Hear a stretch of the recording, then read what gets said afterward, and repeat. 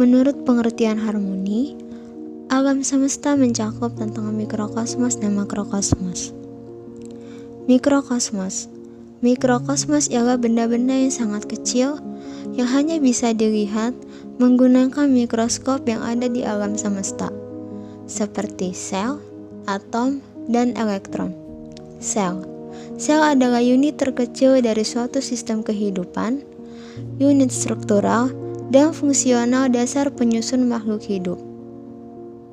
Atom adalah partikel terkecil dari suatu materi atau zat yang tidak dapat dibagi atau diuraikan lagi menjadi partikel yang lebih kecil. Elektron adalah subatom, partikel penyusun atom yang memiliki muatan negatif dan mengelilingi inti atom. Makrokosmos merupakan benda-benda yang mempunyai ukuran yang sangat besar, misalnya bintang, planet, dan galaksi. Bintang adalah bola gas besar yang menghasilkan cahayanya sendiri. Planet adalah benda langit yang berputar mengelilingi matahari dengan lintasan dan kecepatan tertentu. Galaksi adalah sekumpulan atau suatu sistem bintang, gas, dan debu yang amat luas, di mana anggotanya saling mempengaruhi secara gravitasional. Teori-teori tentang terjadinya alam semesta. 1. Teori dentuman besar, Big Bang Theory. Hal yang pertama kali mencetuskan atau menemukan teori ini adalah Alexander Friedman pada tahun 1922. Dia merupakan ahli fisika yang berasal di Rusia. Isi dari teori yang diungkapkan adalah struktur alam semesta selalu berubah atau dinamis. 2. Teori keadaan tetap, Steady State Theory. Fred Hoyle, Thomas Gold, dan Hermann Bondi adalah 3 orang ahli autofisika yang menemukan teori keadaan tetap. Ketiga orang itu berasal dari Inggris dan ditemukan pada tahun 1948. Berdasarkan teori keadaan tetap, alam semesta tidak mempunyai awal dan alam semesta tidak akan berakhir atau akan ada sepanjang masa.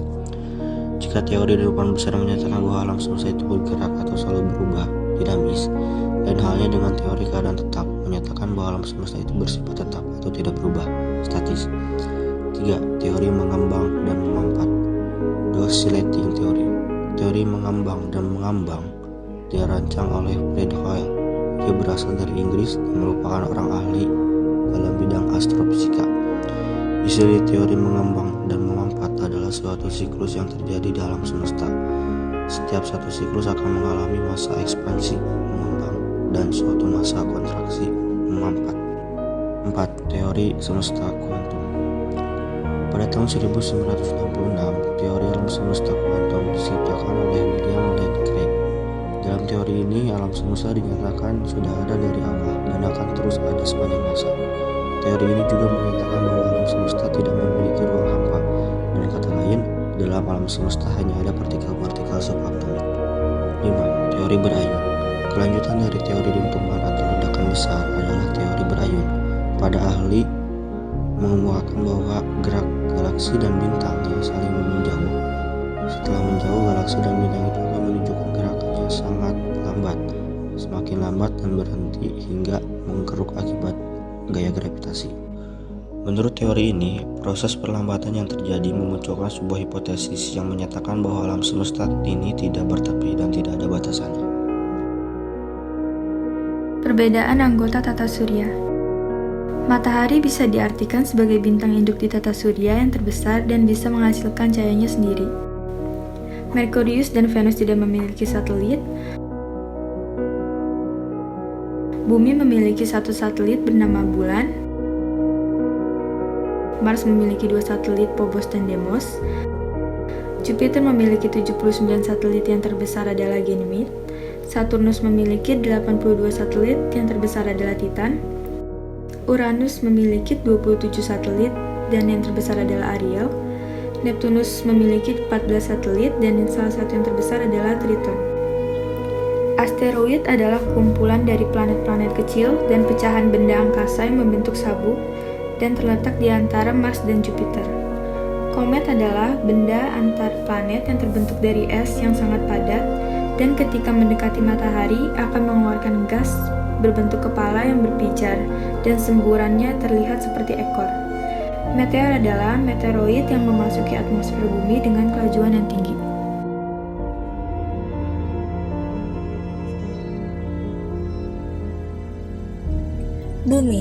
Bumi adalah salah satu planet yang tidak memiliki ukuran terbesar.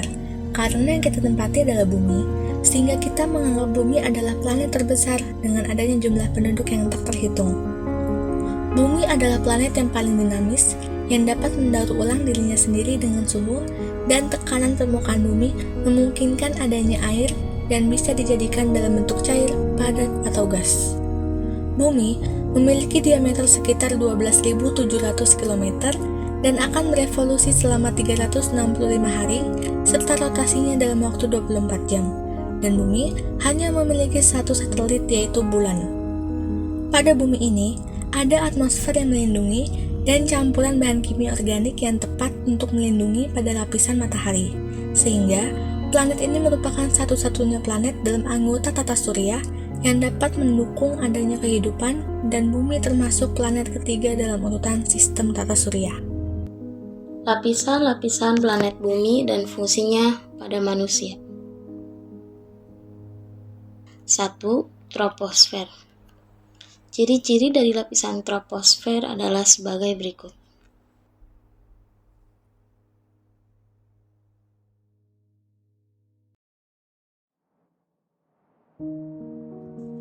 Dua, stratosfer. Ciri-ciri dari lapisan stratosfer adalah sebagai berikut.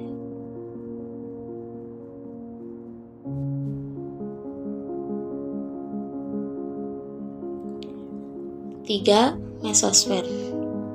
Ciri-ciri dari lapisan mesosfer adalah sebagai berikut.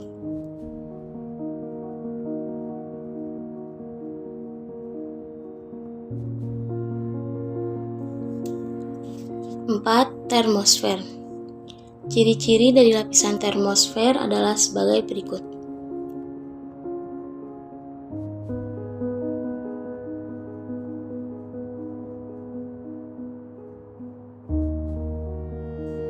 5. Eksosfer.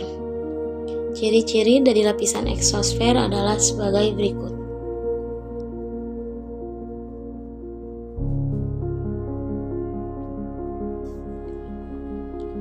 Fungsi atmosfer. Atmosfer memiliki berbagai fungsi, di antaranya sebagai pelindung bumi dari berbagai benda asing luar angkasa yang dapat jatuh ke bumi dikarenakan tekanan gaya gravitasi. Sebagai pelindung bumi dari paparan radiasi sinar ultraviolet yang kemudian akan membahayakan kehidupan makhluk hidup yang ada di bumi dengan berbagai lapisan ozon.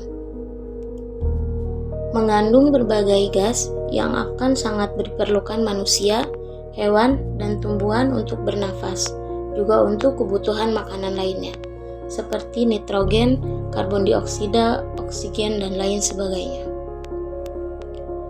Berfungsi sebagai pengatur cuaca yang kemudian akan mempengaruhi salju, hujan, angin, badai, topan, awan, atau lain sebagainya. Teori-teori pembentukan bumi.